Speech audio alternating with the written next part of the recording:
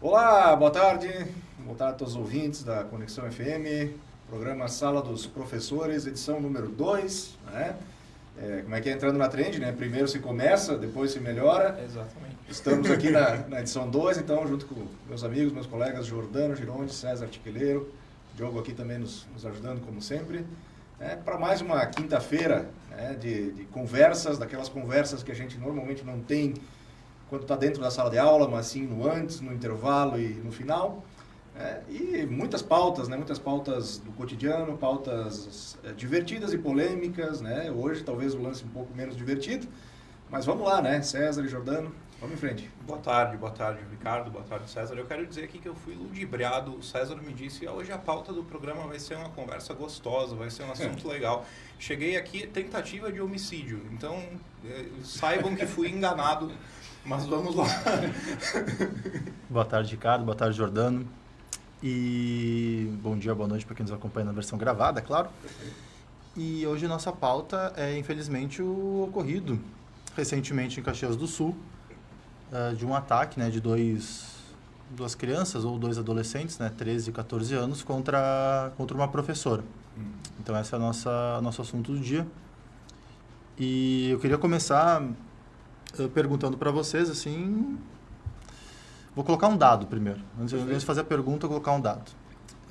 Eu tentei pesquisar sobre violência nas escolas no Brasil, assim, e tem fontes de vários lugares. Então, minha tive é uma fonte que eu achei. E olha que legal. Antes de 1990, ou seja, antes da gente nascer, mais ou menos, eu e o Jordano, tinha registrado no Brasil, antes, então era de 1930 até 90, 60 anos, 2 ataques em escola. 2. Na década de 90, a década de 90 inteira, 4. Na primeira década dos anos 2000, até 2009, então, 7. Nos anos 2010, 17. E nesses 5 anos agora, 27. Puxa. Então a gente vê que é ataques em escola, seja com arma de fogo, seja com armas brancas, como foram esses agora. A curva não para de crescer. A curva não para de crescer. Então é uma conversa sobre esse aumento, né? Não sobre só um fato de Caxias do Sul, que é o fato mais recente, mas é um fato que está aumentando e nessa década já supera as últimas... Desculpa, esses últimos 5 anos já superam os outros histórico. 20. Todo histórico. Diversas, né? A gente fica pensando, né? Quais seriam as possíveis causas, né? A gente tem aí um recorte bem grande, isso vai ver, né? De várias décadas, né? 90, 2000, 2010, 2020. Então, está trazendo idades de 40 anos, né, César? E a coisa piorando, né? A gente até fala em sala de aulas, assim, quando as curvas crescem, elas também crescem no sentido negativo, como é esse caso, né? E um grande desafio, né, para a gente pela frente, não só para a comunidade, é importante lembrar, né, Jordano, César, não só para a comunidade escolar, mas para a sociedade, né, cara? A sociedade tem que começar a ficar um pouquinho mais atenta a isso, porque isso é um problema geral, né? Não só para o professor ou para o profissional que está lá em sala de aula, né? Sim, exatamente. E é interessante tentar identificar padrões nesses ataques, né? Até sobre esse de Caxias do Sul, especificamente, nós não temos muita informação ainda. A polícia deve divulgar em 30 dias, pelo que eu vi, mais detalhes sobre o caso e o que conseguiram descobrir sobre essas pessoas, sobre possíveis motivações, sobre como que foi planejado. Mas em vários desses ataques a gente identifica um padrão de jovem que acaba tendo esse tipo de conduta. Que é aquele padrão, geralmente, do jovem, em sua imensa maioria, homens, né? E aquelas pessoas que vivem um pouco isoladas, que não se sentem parte de nenhuma comunidade, que não conseguem se encaixar e acabam, de alguma maneira, se encaixando em outros tipos de comunidade, que a gente vai falar um pouquinho durante o programa, em que esse tipo de comportamento é não apenas incentivado, mas às vezes até glorificado, né? Essas pessoas acabam se tornando mártires e isso explica um pouco o aumento, né? Esse aumento que parece ser quase que exponencial, é justamente a partir do momento em que as coisas ficam mais fáceis de divulgar, né? Em que os vídeos começam a circular mais facilmente e uma pessoa que comete um atentado desses inspira outros que também fazem parte dessas comunidades e a coisa vai se alimentando bastante dessa maneira. Não sabemos ainda, como eu disse, se é o caso desse de Caxias do Sul, pode ser que sim, mas a maioria deles acaba acontecendo, né, dessa forma, com esse perfil de pessoa que frequenta um determinado tipo de comunidade. A gente vai ter que falar sobre isso, porque assim, tem vários tipos de violência no ambiente escolar. Né? Tem a violência, vamos dizer, externa à escola, que circula a escola. Então, por exemplo, é uma escola que eventualmente está dentro de uma comunidade complicado, violenta, que eventualmente tem a presença de uma facção criminosa. Tu vê, então é uma violência que circula a escola e vai exigir talvez que para os alunos entrarem, para os professores entrarem, um reforço policial, alguma coisa. Uma violência que circula a escola. Tem aquela violência que talvez todos nós vimos e presenciamos na escola, que é uma briga no recreio, uma intimidação, mas aquela coisa momentânea. E depois, na semana seguinte, possivelmente os ofensores, ou quem, né, brigou, semana que vem estão jogando futebol junto no recreio. Perfeito. Tem aquela violência mais, vamos dizer assim, simbólica, essa violência estrutural, claro, mas o bullying, a discriminação, os xingamentos, mas que não, que é perigosa e que vai chegar em algum lugar, mas que não descaba, não cai na violência física. E você tem essa quarta violência, que é essa que a gente tem, esse aumento exponencial, que são esses ataques, que é a pessoa, que é importante dizer, dentro do ambiente escolar. Não é gente de fora que entra na escola e comete um crime. É gente do ambiente escolar, alunos ou ex-alunos, que resolvem planejar. Então, não é uma coisa assim do dia, do calor do momento. Não, é planejado, que já envolve levar armas, seja armas brancas, seja armas de fogo, para dentro da escola. E normalmente divulgados, né? Como o Jordão colocou, são coisas divulgadas na internet. Então, esse tipo de violência que é o principal, que é o perigoso, que a gente tem que conversar hoje um pouco mais. Porque as outras três são, embora sérias todas, elas são mais contornáveis. Essa do planejamento, de você ter esse ódio a alguém, esse preparo dentro do ambiente escolar é muito, muito mais preocupante. Mas olha só, né, gurizada, que quanta coisa a gente está vivenciando que a nossa realidade que parecia tão distante, né? Quando a gente enxergava notícias desse tipo de situação, era sempre lá fora, né? Sempre fora do país. Então, tudo aquilo que está distante parece que vai demorar a chegar perto, né? Então, acontecendo aí com os fenômenos climáticos, a gente está acostumado aqui, via de regra, já pequenos tornados, ciclones no Rio Grande do Sul, enchentes, como também está começando a vivenciar essa questão da violência escolar. Parecia uma coisa muito europeia, norte-americana, né? Especialmente estadunidense, né? Especialmente estadunidense. Eu trouxe, né? Mas olha que legal. Tem uma contagem, os Estados Unidos não tem contagem oficial. Então, quem faz a contagem, essa que eu peguei, se eu não me engano, não anotei a fonte, mas eu acho que é o Washington Post. Mas, eles começaram a contagem em 20 de abril de 99. Por que 20 de abril de 99? Que é o famoso massacre de Columbine, que até hoje inspira outros massacres. Infelizmente, inspira outros jovens a cometerem no mês de abril. Por isso que o abril é o mês que ocorre tantos ataques. Tem uma simbologia ali, né? Como homenagem, a forma que as pessoas se vestem, a forma que eles agem, sempre tendo uma referência ao Columbine 99. De 99 até 2024, ou seja, 25 anos nos Estados Unidos, foram 417 ataques à escola com arma de fogo. Eles não contaram nesse estudo os ataques com arma branca. Então foram 417 ataques em 25 anos nos Estados Unidos com arma de fogo. É o país do mundo com mais ataque nas escolas. Ou seja, também não é muito exemplo em termos de tratamento, né? Continua tratando mal essa questão. E é o país, desculpa, com mais polícia dentro da escola e com mais professores armados na escola. Isso não está resolvendo. Não resolveu. Não está resolvendo. É uma coisa que eu não sei se vocês viram, mas eu notei na fala das pessoas e eu entendo. Eu como professor, minha mãe foi professora de escola pública, minha avó foi professora de escola pública. Os professores podem ter medo, mas a forma de resolver isso não é a presença de mais arma e de mais policial dentro da escola. Os dados aí que tu está trazendo dizem isso. Até porque, assim, esses ataques são planejados. Eles não são para a violência que vem de fora. O policial resolve muito bem para evitar que o perigo de fora entre na escola. Ótimo. Mas o aluno que vai planejar o ataque, ele vai planejar o ataque independente do professor estar armado ou não. Independente de ter polícia lá dentro ou não. Justamente é outro fator que ele vai contornar. E os Estados Unidos provam que não funcionou. Lá não funcionou. Uma das questões que torna mais chocante é a surpresa, né? Exatamente o efeito surpresa, né? Sim, e claro que nesses dados dos Estados Unidos, eles têm uma quantidade muito maior de ataques com arma de fogo, até pela facilidade de obtê-las, né, que é uma outra questão. Então é claro que se essa pessoa está planejando um ato de violência e ela tem acesso fácil a uma arma de fogo em casa, ela vai ter essa possibilidade também no planejamento dela. Eu tenho para ti informação.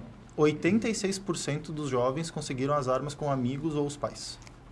Então, é possível que se esses que fizeram isso em Caxias agora tivessem acesso fácil a uma arma de fogo, eles não escolheriam a faca. Acho que a gente pode falar isso com algum grau de certeza. Certeza não, né? Mas quase. Sim. Olha, né, Jordano, tu comentou assim, a gente não, obviamente, assim, não tem ainda muitos detalhes, né? Porque é muito, muito recente, tem todo um processo de apuração em andamento, né? E oitivas e etc. Mas hoje pela manhã o delegado deixou escapar, né, uma informação de que, na fala com os jovens, eles disseram, não, a gente queria causar impacto. E causar impacto, né? Tipo assim, é ser notado, aquilo que estava comentando, né? Sim. É uma... A gente até discutiu isso um pouco no primeiro programa, né, no primeiro episódio, na semana passada, né, como a necessidade de validação externa da vida pelos outros, né, ela está muito presente hoje na juventude, né, uma juventude muito mais que precisa ter a validação da sua própria vida, né, dos seus gostos, dos seus hábitos pelos outros, né, através das redes sociais. E também a violência é uma forma de validação, né, quer dizer, quanto mais chocante for aquilo que eu fizer, quanto mais, Sim, pelo menos não violento, vai ser ignorado. Não vai ser ignorado. Vou obrigar essas pessoas a olharem para mim. Para mim. Mas o Jordano acabou, não sei se tu falou a palavra mártir, né? Talvez tenha falado antes, mas desde Columbine, justamente, né? Existe uma cultura de que esses jovens querem fazer essa violência para virarem mártires, né? Para ser pessoas que vão ser lembradas dentro desses grupos mais extremistas. Mesmo que seja por vias tortas, a forma de eles ganharem quanto mais notoriedade, justamente quanto mais pessoas eles conseguem matar ou ferir. Mas é uma forma de você ficar famoso, de você ficar importante dentro de um grupo pela via errada. Por isso que é tão importante você não ter imagem divulgada, você não ter nome divulgado, porque isso desestimula um pouco o comportamento. Tira um pouco dos holofotes, né? Tira os holofotes. Então, acho que é um tratamento interessante. E se sabe também agora que o diretor seria um alvo, né? Que, por sorte, não se escapou. Então, o diretor estaria, né, dentro dos planos aí dos dois adolescentes. E o diretor estava comentando de manhã, ele disse, olha, nós ficamos um dia com as aulas suspensas, tá? Hoje retornamos, que eu acho que é assim que tem que ser mesmo. Né? Porque se a gente provocar todo um cenário de que a vida para por causa disso, eu acho que é pior, né? Quer dizer, não, a vida continua, a gente vai tomar certos cuidados, a escola volta, né? Mas o diretor estava contando assim, olha, a gente recebeu os alunos e dizia para eles assim, tira o boné, tira o capuz, né?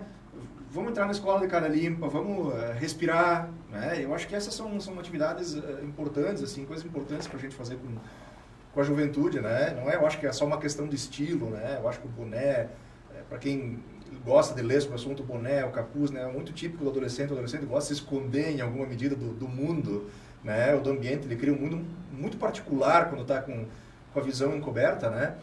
E quando o diretor disse assim, olha, nós pedimos para as pessoas, né, tirarem os capuz, tirarem os bonés, entrar na sala, sabe, de cara limpa, como a gente diz assim, eu acho que isso é um recado, né, uma medida assim muito interessante para oxigenar um pouco o ambiente depois de uma situação tão pesada, né? Sim. Quando acontece isso, a gente acaba tendo que olhar para dois aspectos, né? Tem um aspecto que, infelizmente, é o que atrai um pouco mais a atenção das pessoas, porque é uma coisa que causa ultraje, então tem a questão da repressão. A gente quer saber, bom, o que se faz com essa pessoa? E é evidente que tem que ter um castigo para quem faz isso, né? Não vou ser eu a defender que não. Mas, assim, o castigar a pessoa que cometeu esse ato não vai impedir que outros aconteçam.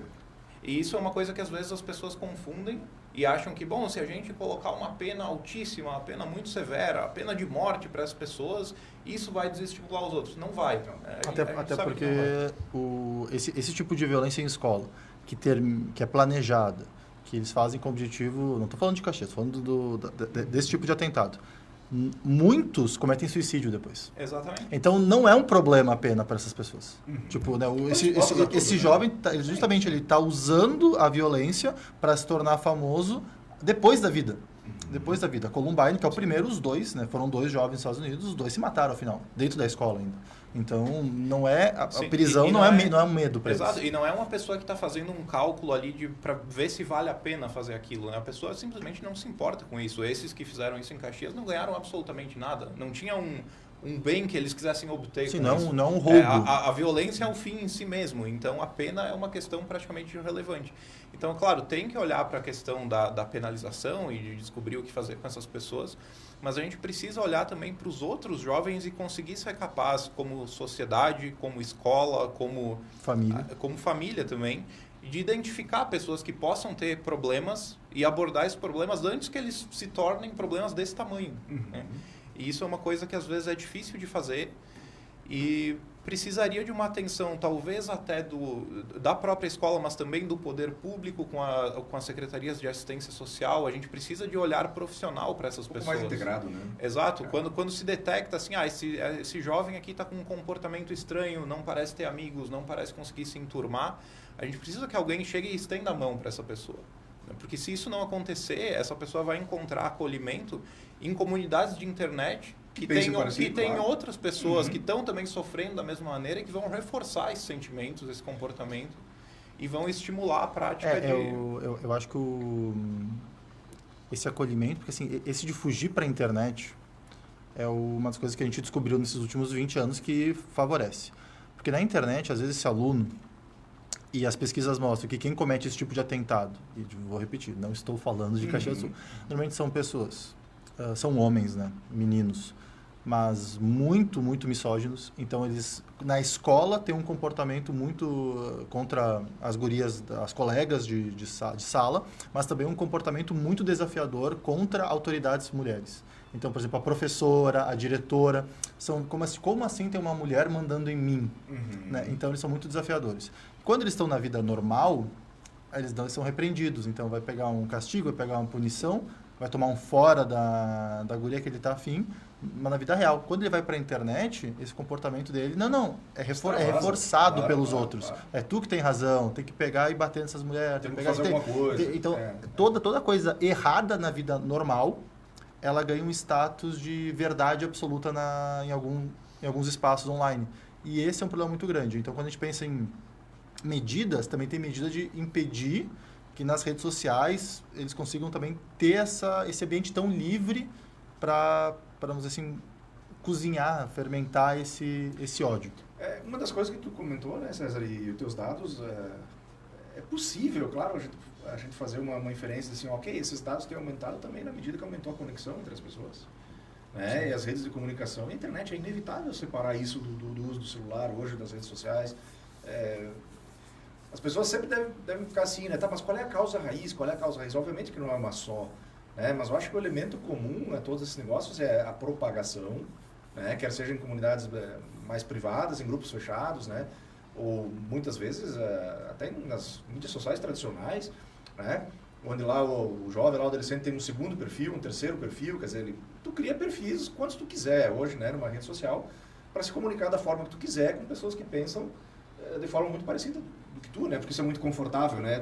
Tu vai ter essa validação, né? E na internet, na rede social, é mais famoso, normalmente, quem chama mais atenção, né? Perfeito, é isso aí. Então, também é um pouco de trazer para o comportamento da vida real, da escola, fazer a violência na escola para chamar mais atenção na rede social, né?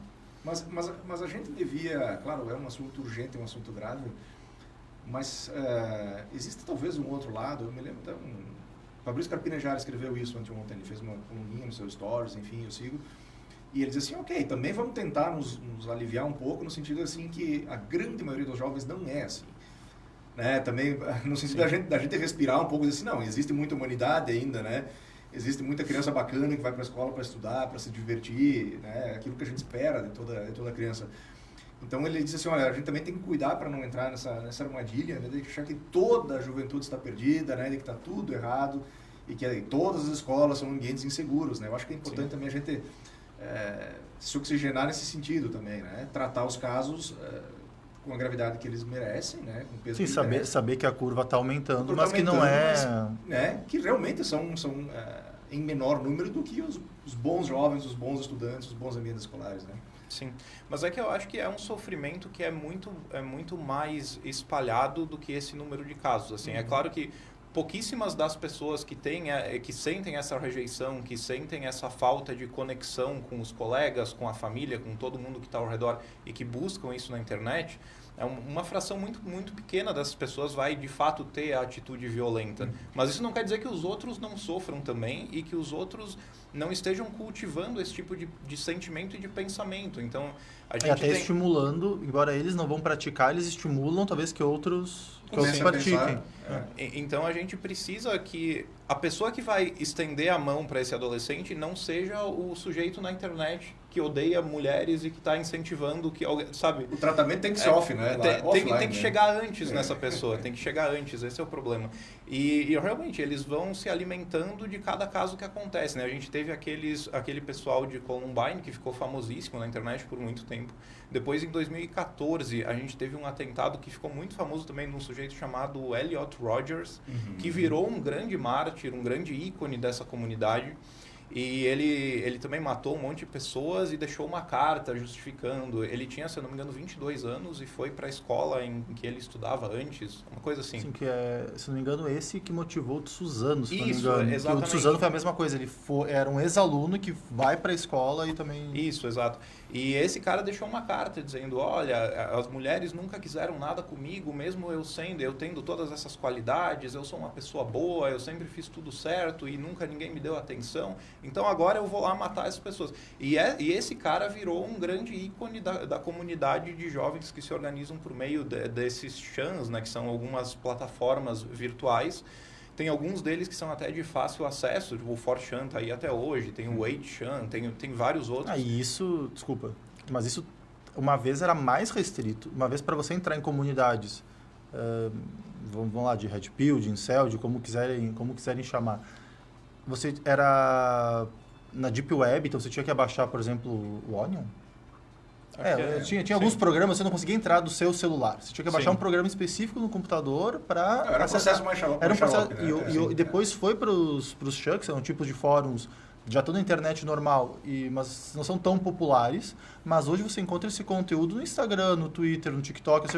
Esse conteúdo já está na rede social... Um pouco mais free, né? Na rede social padrão, que de repente a filha do Ricardo daqui a pouco vai ter acesso. Sim. Então, não é de forma tão explícita ainda, né? Mas aí funciona como porta de entrada, né? Você tem acesso a esse conteúdo pelo YouTube, pelo Instagram, daqui a pouco tem um link que vai já para aquele outro lugar. O massacre de Suzano foi combinado, por exemplo, numa comunidade que chamava Dogola Chan, que foi criada por um maluco brasileiro que foi expulso dos chans normais, né? Que eram lugares em que praticamente tudo era permitido. Então agora vou montar o cara conseguiu ser expulso desse lugar, e aí ele criou essa comunidade brasileira, e ali que o pessoal se comunicava durante anos. Eles planejaram isso, ou davam indícios, davam indiretas, assim, vai ser semana que vem, a gente vai estar pensando ainda como é que vai ser. Até que de fato aconteceu. Depois essa pessoa foi presa, acho que tinha pornografia infantil ou alguma coisa do tipo. Foi o nosso caso mais forte. Não, o Suzano é o mais forte. Mas também é fruto dessa comunidade, dessas pessoas perdidas que não encontravam acolhimento em lugar nenhum, foram encontrar nesse lugar onde o comportamento e o pensamento delas foram reforçado. Aí isso entra ali e diz, realmente, não é culpa tua, é que o mundo é assim, o mundo é injusto, as mulheres se comportam de forma injusta, as pessoas que nascem como nós, e aí tem várias características que eles utilizam, as pessoas que são baixas como nós, ou que têm o formato do rosto como nós. Começa a entrar elementos para justificar. Né? Exato, essas pessoas como nós não têm o que fazer. Isso está marcado para a gente se dar mal, então não adianta, vamos acabar com tudo. Esse é o pensamento que se cultiva nesses lugares. Mas tu fica pensando, né? A gente levantou muita coisa aqui, mas o que a gente está falando aqui? Eles vão para ambientes de diálogo. Um diálogo muito específico, um diálogo muito duro, um diálogo totalmente distorcido sobre a realidade, né? Mas é um diálogo daquilo que eles estão sentindo no momento. E eles vão achar os que se identificam, os parceiros que se identificam. E aí, pensando nas questões de como a gente pode tratar isso, porque meio que eu larguei aqui, mas eu acho que o tratamento disso tem que ser offline, né? Cara, você tem que ser olho no olho. O tratamento tem que ser diálogo. Tem que ser diálogo, tu entende? Exatamente, quer dizer, eles vão em busca de diálogo, um diálogo ruim, um ambiente ruim, tóxico, né, como a gente diz. Mas o tratamento também é diálogo, né? Entre os colegas, entre os amigos, entre os pais com os seus filhos, principalmente, né? Eu perguntei para minha filha esses dias. O César disse, daqui a pouco a filha do Ricardo vai olhar. Eu perguntei para minha filha esses dias, ela estava jantando lá, disse assim, quantos dias tu tem? Né? Os DICs, para quem não sabe, são perfis, basicamente. Quantos perfis Quantos diferentes? o quê? DICs. DICs. Eu também não estava Eu tô- familiarizado.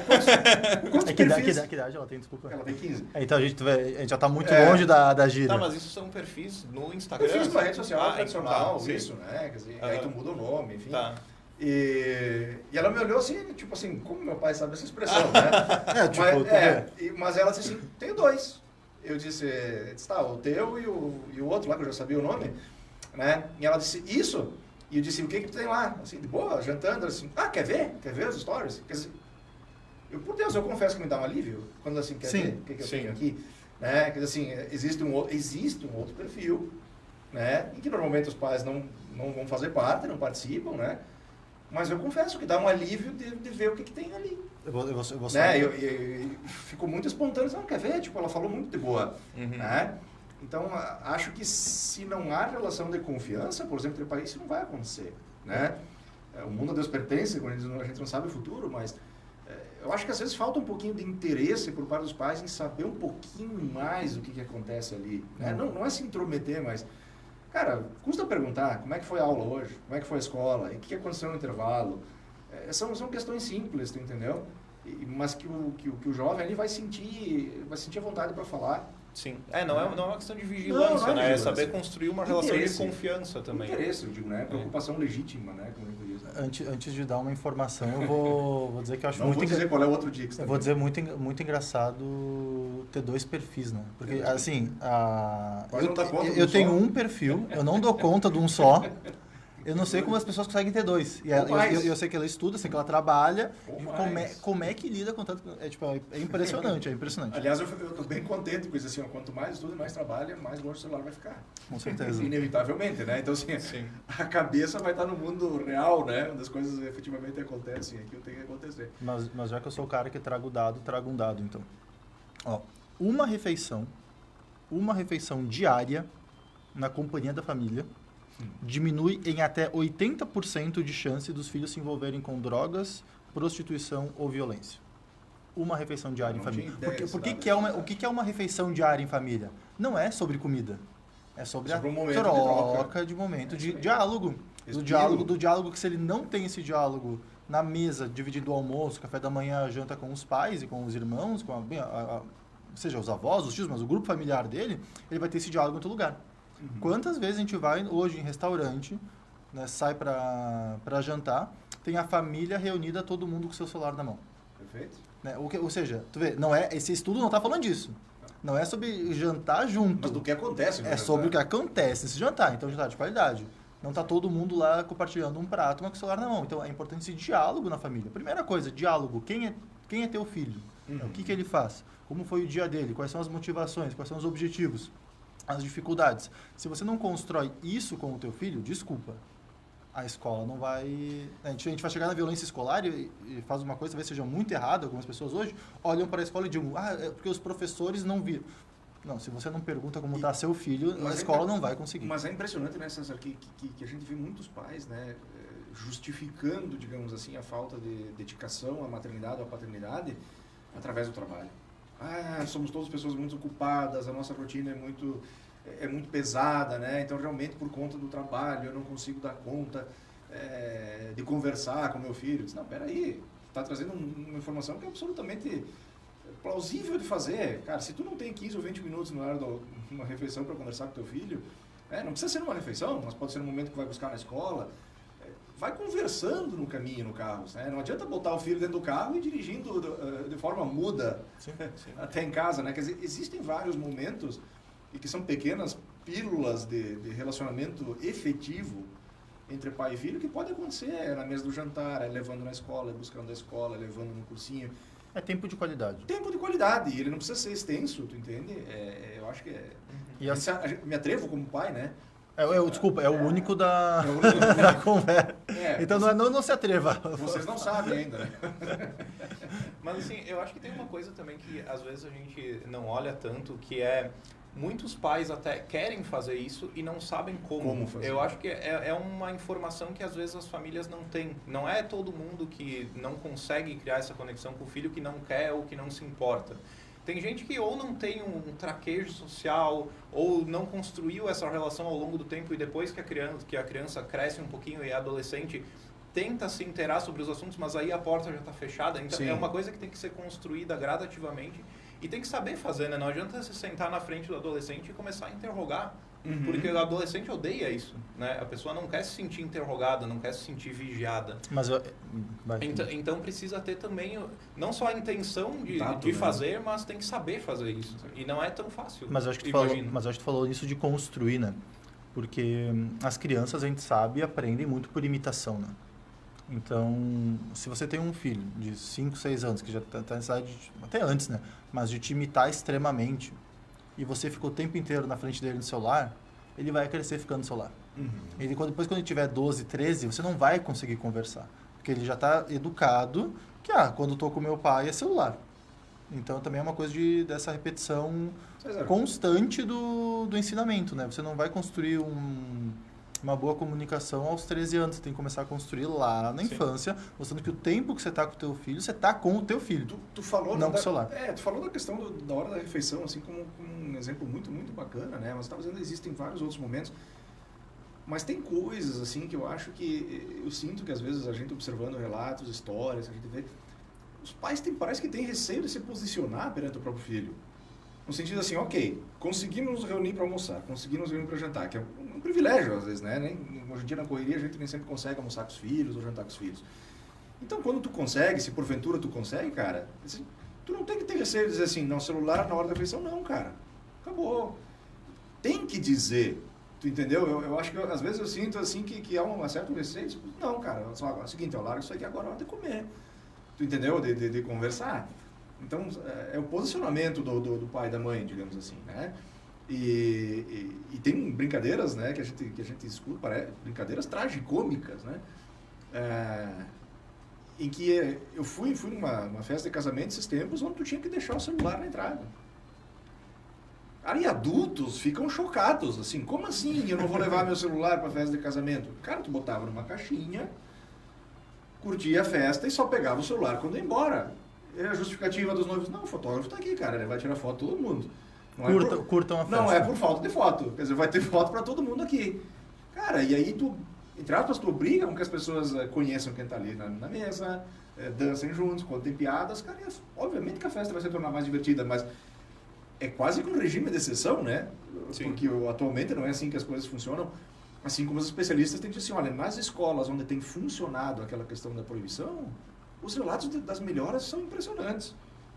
Entendeu? Sabe, no relacionamento entre os colegas no intervalo, das brincadeiras mais lúdicas que voltaram, daqueles joguinhos de mesa, o ping-pong, baralho, sabe? Então, as escolas que realmente, por exemplo, no caso do celular, conseguiram efetivamente fazer, estão relatando coisas incríveis, assim, de boas, né? Incríveis de boas. Então, esses momentos offline, eu acho que são, sabe, talvez a raiz, assim, de tudo que está faltando para a gurizada se oxigenar, eu gosto dessa expressão, assim, sabe? Porque realmente estão intoxicadas pelo mundo digital. E eu vou dar duas, assim. E esse momento offline... A gente não é psicólogo nem psiquiatra, né? Não, é uma conversa. Seria legal ter essa conversa uma vez. Podemos fazer no futuro, com certeza. Mas eu vou dar uma só, que o Jordano falou sobre essa dificuldade, talvez, né? Dos pais em manter um diálogo, uma conversa com os filhos. E eu vou... talvez nem se preocupar em manter um diálogo, uma conversa, mas criar tempo significativo. E eu vou dizer essa tua do uso de telas. Eu, quando era pequeno, meu pai fez uma maratona de filme antigo comigo. Então, eu tinha, começamos, uns 7, 8 anos e era todo James Bond, era todo Star Wars, era todos aqueles filmes que meu pai gosta de faroeste, de guerra, da década de 70, 80, assim, todos aqueles gostam, né? Tipo, que hoje ninguém mais assiste. Então era todo mundo, toda a família. Não. A Ponte do Rio Kwai, Os Canhões de Navarone, todos esses filmes bem bons de guerra antiga. Mas tu vê, era toda a família olhando em silêncio para uma tela. Como é que as pessoas assistem TV hoje em dia? Toda a família sentada na frente da TV com o seu celular aqui. Então tu vê, até o tempo de assistir TV em família não é um tempo compartilhado. Não estamos assistindo a mesma coisa que depois poderemos conversar sobre. Tá cada um no seu. Então, tu vê, mesmo junto, perante uma tela, que é uma televisão, pode ser um tempo compartilhado. E para o cinema, ninguém vai conversar. Uhum. Mas vai ser um tempo compartilhado, que vai ser significativo. Já é diferente da rotina, né? Já é diferente da rotina, mas é uma coisa tão simples, assistir um filme na TV, mas é uma experiência conjunta da família. E começa nessa que tu tá falando de um filme 1h30, 2 Sim. horas, né? Que também tem uma lógica de processamento cerebral completamente diferente. Que, assim, cara, Dos vídeos, né? É a paciência de ver uma história mais complexa, mais comprida, né? De forma contínua, que é o que eles não têm hoje, né, gurizada? Não tem, né? E quando tu faz essa experiência, assim, também lá em casa, assim, vamos assistir um filme. Não gosto de filme. Primeira assim, filme, né? Aí tá Sim, lá. demora. Aí, daqui a pouco, quando tu olha, assim, tá olhando. Né? Tu observa, assim, tá olhando a TV. Opa, já largou o celular. E quando tu vê, largou de vez e assistiu todo o filme. Quer dizer, gostou da experiência. Então, acho que tem que começar a exposição, né? Quer dizer, tu tem que criar um momento, cara. Se tu não fizer o esforço de criar um momento, o jovem por si aqui não vai fazer. Eu não consigo ver hoje um jovem dizendo assim, mãe e pai vêm assistir o filme comigo. O movimento tem que ser o contrário. Sim. Tem que ser Até o porque contrário. todo adolescente tem... Isso eu lembro muito da época da adolescência, assim. Todo adolescente tem um pouco de niilismo, assim, né? Tem raiva de tudo, não quer saber, quer que as coisas deixem de existir, azar. Então, de fato, esse movimento tem que vir, tem que vir de quem já passou por isso e quem consegue entender também, né? Que faz parte. A Bia diz assim, tô revoltos. Revoltos. Essa gíria é antiga. Essa gíria eu não conhecia o Dix, mas essa tu já conhecia. Essa eu já conhecia. E tu falou, né? Claro, não é toda a família que consegue fazer esse tempo de qualidade.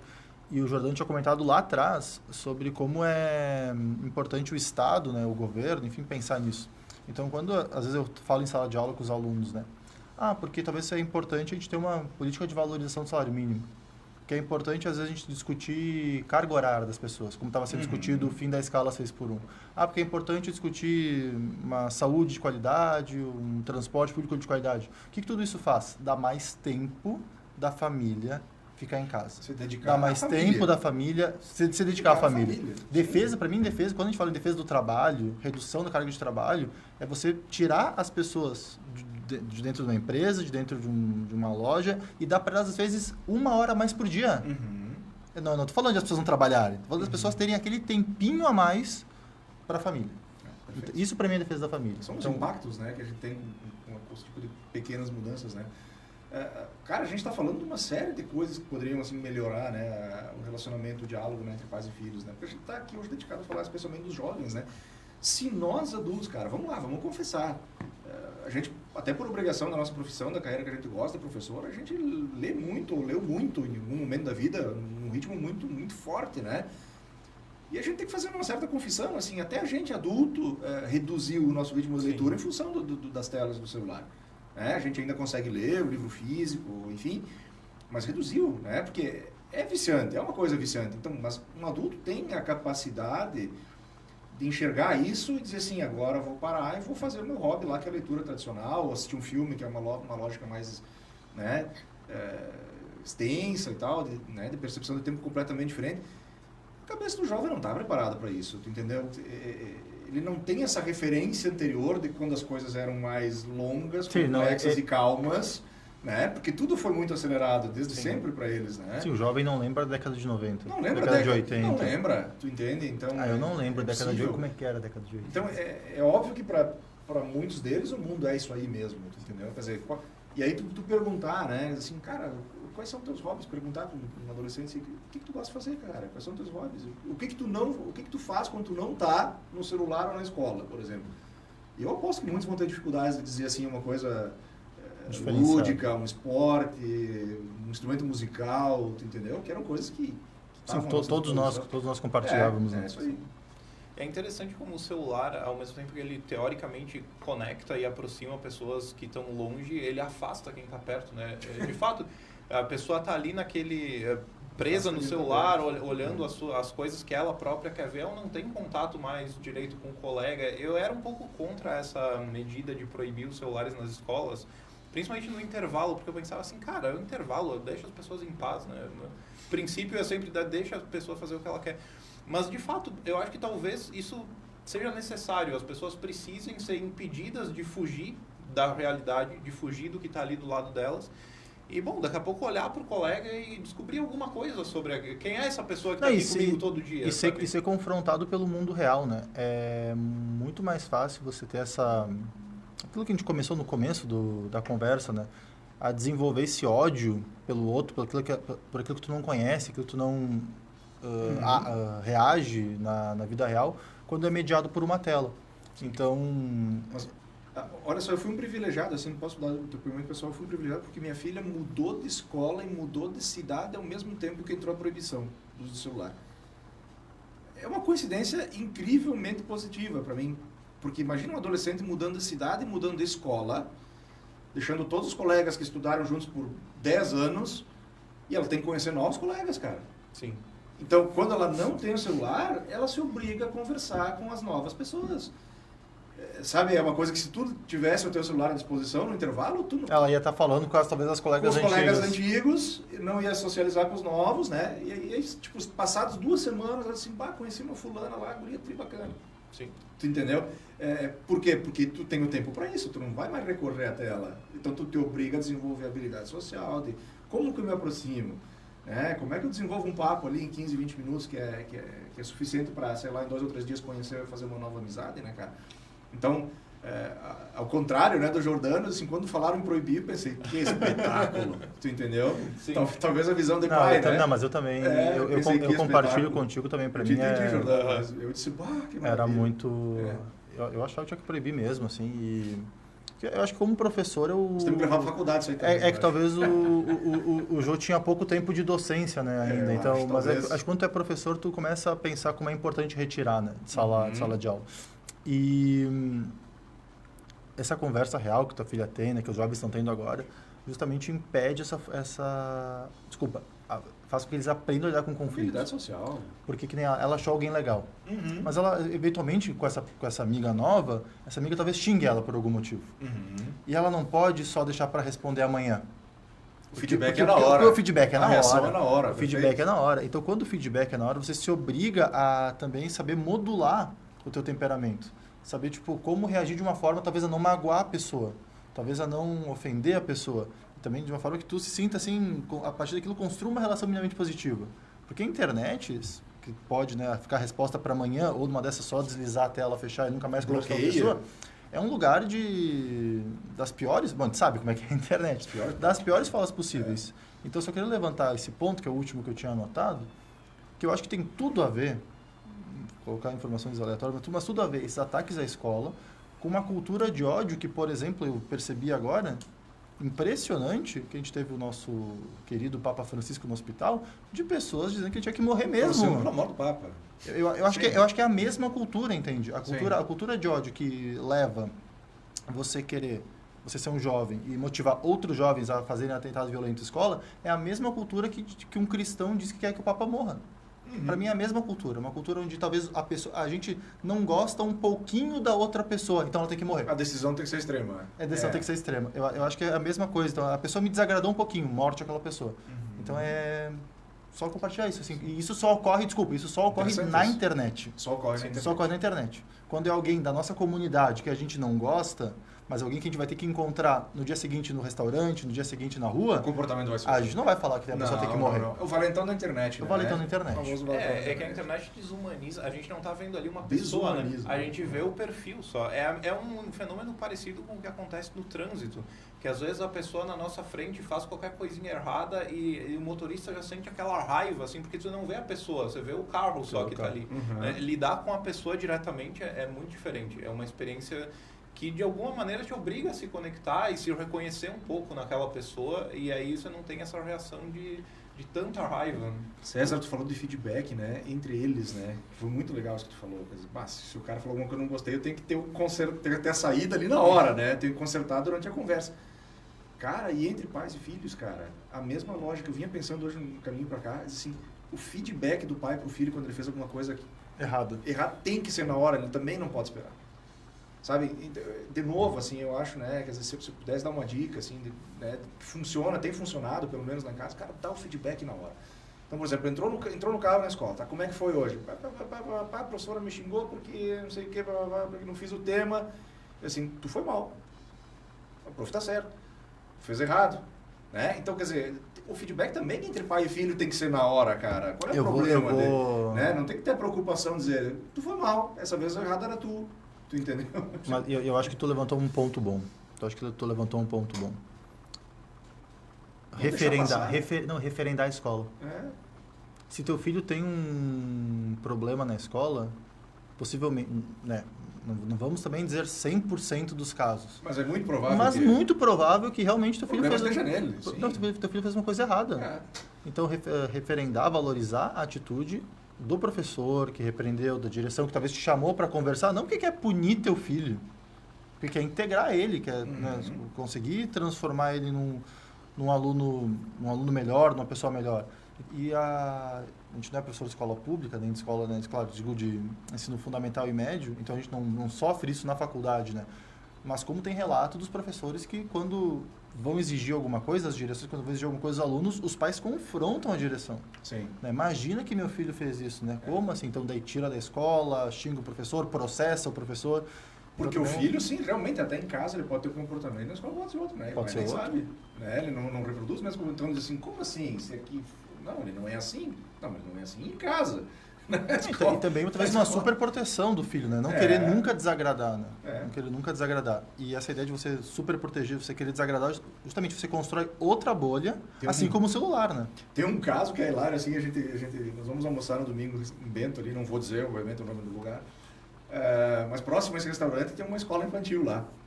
E tem um grande muro, assim, por fora, colorido, assim, tem umas minhocas, umas borboletas, uns bichinhos pintados no muro. Não, sério, minhocas, né?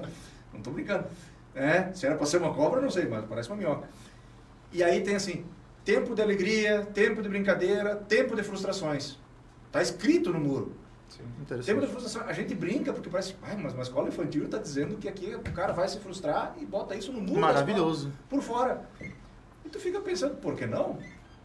Why not? Pra ti que não fala inglês, entendeu? Por que não? Ué, por acaso a gente nunca se frustrou na escola? Nem precisa, né? Se não se frustrar ali, depois vai se frustrar de uma maneira muito mais intensa quando sair da escola. Claro. Porque a realidade tende a ser bem mais dura do que a escola. A escola, que nem a gente fala na faculdade, às vezes a gente faz pergunta para os alunos na faculdade, aí eles não respondem, sempre digo, galera, se tu errar aqui tá tudo bem. O pior é errar com o cliente, né? Então, tipo, a hora de errar é a hora da escola, a hora da faculdade, né? E de se frustrar. Eu tinha um professor que falava, a gente não aprende a se frustrar e depois quando a gente vai para o processo, né, falando de processo judicial, a gente não quer perder nunca, porque como assim eu vou perder o meu processo? Não, tipo, a frustração, a derrota na vida é justamente o que te faz crescer, o que te faz construir. E, então, pô, legal. Vou anotar, depois me passa o nome no offline que eu vou botar matricular. E eu já vi assim, pai dizendo assim, eu jamais botaria meu filho nessa escola, imagina, a gente tem tanto tempo de frustrações. E eu digo, pô, todo mundo sabe o que a escola quis dizer com isso, né? Qual é o recado que ela está passando, né? Qual é o problema? Diz assim, sim, teu filho vai ter problemas aqui também, né? E ele vai aprender a resolver aqui. E vai superar, entendeu? Como a gente superava, né, os tempos de bullying, porque a gente conversava com os colegas, resolvia com os colegas e depois estava jogando bola junto, né? Então, não quer dizer que a gente não se sofria, mas a gente achava os mecanismos para feedback e resolver na hora, né? Isso aí não é fácil, gurizada. Aqui, eu estou brincando assim, é o único pai da mesa, né? Mas nem por isso a gente não pode falar com o que a gente aprende através do outro, né? E na sala de aula, no ensino superior, aqui todos os professores de ensino superior, a gente diz assim, olha, a gente tem uma maneira de aprender que é pela própria experiência, mas também pela observação do outro. Antes que alguém diga assim, mas o que esses caras estão falando? Que eles não são professores de escola pública, sim, ou não são professores Não são nem pais, né? Mas a título de curiosidade, eu sou filho de professora, o Jordano é filho de professora e... Filho de professor. Então, ali ó, pronto. Irmão de professor. Então, a gente também, embora não tenha convivido tanto no ambiente escolar, estava sempre em casa, né? Cara, minha irmã, ela se aposentou agora, enfim, né? Sempre teve uma carreira de magistério e passou pela rede municipal, pela rede particular, privada. E nas mais diversas séries, assim, mais diversos anos, né? E ela me conta histórias, assim, de escolas municipais muito pobres, assim, ela teve a oportunidade de lecionar. Ela dizia, cara, eu dava trabalho de massinha, assim, de massinha para colar nas folhas. E ela dizia assim, os caras arrancavam as massas cruas com cola e comiam. De fome, tu entendeu? Arrancavam as massinhas, espaguete com cola e comiam no intervalo. Quer dizer, os trabalhos estavam lá pendurados no varal E ela disse, cara, então tu imagina, por exemplo, realidades absurdamente diferentes, né, do que provavelmente a gente viveu aqui, talvez pelas condições das nossas famílias. Mas quando ela contava coisas assim, aí tu disse assim, o que sente, né, que tipo de valores, né, uma criança que tem já esse tipo de dificuldade alimentar, né, onde que ela vai procurar ajuda, né? Provavelmente nas pessoas que passam pela mesma situação que ela, né? E aí tu começa a criar esse caldo, né? Sim. Esse caldo de diálogos e de ações que pode ser perigoso. E por isso é bem importante que o poder público, como eu disse no início, esteja atento a isso, porque, claro, a responsabilidade, em primeiro lugar, é da família. No mundo ideal, a família vai conseguir resolver, vai conseguir se comunicar com a pessoa, vai construir uma relação de confiança. Mas, na vida real, nem toda família tem estrutura para isso, né? Às vezes não tem estrutura material, né? Não tem nem segurança alimentar, quanto mais o resto. E às vezes não tem estrutura emocional mesmo. Muitos pais também têm as suas próprias questões, suas próprias dificuldades, então a gente precisa de uma rede adicional de proteção, que pode ser a escola, pode ser a prefeitura, pode ser... Na verdade, deveria ser toda a sociedade, mas, né, a gente tem que trabalhar com o que é possível. E que funcione. Quando a escola, por exemplo, identificamos que esse jovem precisa de um psicólogo, então, né, que seja... Sim, encaminhado correto. E que consiga, em pouco tempo, ter acesso ao psicólogo. E se a família não tem como levar, que tenha a opção de um transporte para levar. Porque senão, às vezes, você consegue marcar o psicólogo, mas a família mora 20 quilômetros de distância. A gente está falando de Garibaldi, é uma cidade pequena, mas vamos falar de Caxias do Sul. Às vezes a família mora muito longe de onde é o tratamento. Às vezes os dois pais trabalham 40 horas, não vão conseguir levar a criança nunca. Então também tem que ter... Não é só, às vezes, a escola identificar. A escola identificar, ter a forma de tratamento, a forma de resolver o problema, mas as condições materiais para que acesse a forma de tratamento. Então é todo um entorno, assim. Eu sou muito fã de qualquer coisa que alivia a cabeça, cara, e hobbies, assim, cara. Sabe, eu acho que isso ajuda muito, e eu acho que a juventude, principalmente, nós adultos precisamos, né? Imagina a juventude tá precisando demais, cara, de ter hobbies, assim, offline. Sim. Tu entendeu? Que eu volto a dizer assim, pode ser o esporte, pode ser música. Cara, pergunta pra gurizada assim, se alguém toca, ninguém toca mais nada, cara. Tipo assim, ninguém toca mais nada, ninguém, sabe, pratica esporte regularmente, não é se reunir para jogar bola, o esporte que for, pode ser individual ou coletivo, artesanato. Sim, mas fazer essas experiências. Fazer essas experiências, tu entendeu? Tem ficado raro isso, sabe? Sim. E é mais difícil hoje também, até por conta, além de todas as questões do celular, essa coisa toda que a gente falou, a própria transformação das cidades dificulta isso, né? Porque antigamente a pessoa, né, meu pai conta que ele encontrava os amigos no meio da rua para jogar futebol. Hoje, quem é que pode ir no meio da rua? Não tem como, né? Sim. Não tem segurança. Não tem mais no meio da rua. Não tem nenhum lugar para isso, né? Não tem mais quadras de futebol. Tem uma ou duas pela cidade, a maioria delas são pagas. Então é mais difícil até ter acesso ao lugar para fazer isso, né? As pessoas não têm nem o lugar físico onde se encontrar. E aí, além disso, ainda tem o celular na mão, então fica muito mais confortável só... Sim, tá em casa, o mundo se reduz a isso aí, né? É possível eu fazer uma provocação, Lisandro. Ok, nós estamos falando aqui do caso, começamos aí o caso de Caxias, obviamente, e falando muito dos jovens e das séries fundamentais, ensino médio. Cara, ainda no curso superior, cara. É possível a gente fazer uma provocação assim? Como é que será que estão as relações dos nossos alunos dentro do curso superior? A gente tem realmente noção, assim, né? É difícil. Estamos lá na faculdade FISUL, né? A gente trabalha, a gente está num momento de discussão agora, né? Todas as semanas, após o intervalo, sobre questões pedagógicas, enfim. E é um momento onde a gente começa a trocar um pouco de ideia sobre quem a gente vê dentro da sala de aula, né? Qual é o perfil da turma. Eu acho que é um movimento bem interessante que a gente está fazendo ali. Para dizer assim, tá, nós temos 20 alunos, 15 alunos na sala. Não, nós temos 20 pessoas ali, né? Nós temos 15 pessoas ali. Quem são essas pessoas, né? Que tipo de rotinas elas têm e o que elas fazem quando elas não estão aqui, né? Ensino superior isso. Tu sabe que a gente, desde que eu estou na FSU, eu acho que a gente sempre fez isso muito bem. Acho que é uma característica nossa sempre conhecer o nosso aluno. Sim. Saber quem ele é, saber o que ele faz fora da faculdade. Mas esse semestre aqui, especialmente na turma de introdução ao direito, eu comentei contigo, né? Comentei hoje no intervalo, na sala dos professores. Comentei com vocês na sala dos professores que eu notei uma coisa fantástica que aconteceu. Que eu estou numa sala de aula, né? Quem está nos ouvindo não conhece, que obriga os alunos a sentarem em grupo. Então eles não podem sentar cada um na sua mesa, pelo estilo dos móveis, eles são obrigados a sentar em grupos. E eles já começaram na semana passada a fazer uma rotina de quem vai levar chimarrão, quem vai levar pipoca. Eles se auto-organizam. Mas eles começaram a conviver de uma forma que nenhuma outra turma até então tinha convivido. Eu noto quando eu passo uma atividade, quando eu falo alguma coisa, eles imediatamente ajudam quem está do lado. Porque está do lado. Eles estão do lado. Então, uma coisa muito simples, que claro, são pessoas muito legais, evidente, mas só mudar a forma da composição da sala de aula já obrigou eles a conviver muito mais. Eu acho que isso já é uma coisa pequena, mas que transforma muito, às vezes, um ambiente escolar. Ao mesmo tempo, assim, eu provoco eles, né? Nós estamos falando agora de curso superior, né? De faculdade, maduros, né? Eu provoco eles assim, ok, quando vocês não estão entendendo a matéria, como é que vocês fazem? E eles dizem, hoje tem o chat GPT, né, pessoal? A gente vai pro YouTube ali, a gente vê um tutorial, diz, tá aí, estudar com um colega, não? Tipo, ir no sábado, no domingo, na casa do colega que sabe mais do que tu, do assunto, para pedir ajuda. Pessoa como pessoa, que coisa antiga isso, né? Eu provoco eles porque é uma lógica similar, quer dizer assim, por que estudar junto fisicamente não é uma prática, né?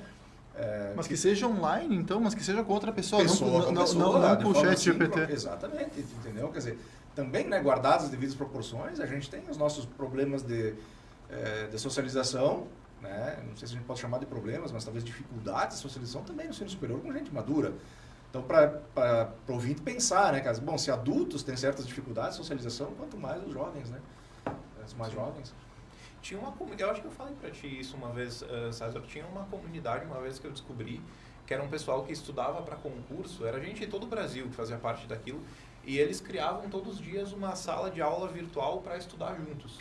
Cada um do seu estado, né? Ninguém se conhecia pessoalmente, mas o pessoal conectava numa chamada, ficava ali com a câmera na frente e estudando, todo mundo em silêncio. Câmera aberta, é importante. Câmera aberta, era obrigatório ter a câmera aberta. Mas para sentir pelo menos que tinha gente ali, que tinha companhia, que daqui a pouco podia chamar aquela outra pessoa, né? E se formou uma comunidade, ainda que virtual, né? Nesse caso Sim. O celular ajudou as pessoas. Mas se formou ali algum senso de comunidade, as pessoas se sentiam menos isoladas. Não o celular e a internet sendo melhor usado. Exatamente. Né? E por uma coisa saudável que é estudar. Né? Voltamos às questões, né, fundamentais aí, assim, do que seria uma pessoa saudável, um adulto saudável. Né, cara? Nós estamos falando de conversar, ter hobby, ler, praticar esporte, tempo de qualidade que não precisa ser longo entre pais e filhos, né? Ou entre amigos. Cara, nós estamos falando de coisas o básico, né? Que não custam nada, financeiramente não custam nada, tu entendeu? E que não só na nossa concepção, né? Quando a gente vê entrevistas de psicólogos, gente especializada nisso, cara, todos dizem a mesma coisa, cara. Tá faltando relacionamentos de qualidade, entendeu? E oxigenar a mente com outro tipo de atividade que não seja a tela, né, cara? Podem ver, né? Não sei se vocês concordam, mas podem ver todo e qualquer programa, não só nosso, aqui no momento a gente está invariavelmente colocando a culpa no celular. Porque eu acho que é o elemento que realmente modificou as relações humanas e o César disse, olha, de 90 para cá, como é que estão os dados?